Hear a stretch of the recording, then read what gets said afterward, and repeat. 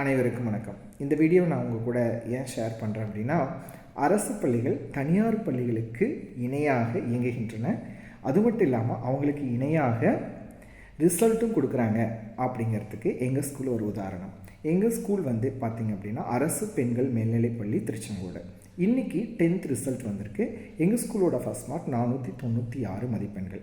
500க்கு 496 மதிப்பெண்கள் பெற்று எங்கள் பள்ளி மாணவி சாதனை படைச்சிருக்காங்க.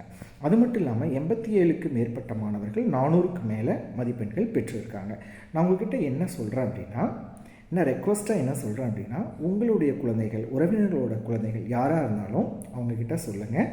எங்கள் ஸ்கூலில் எல்லாருக்கும் அட்மிஷன் போயிட்டுருக்கு.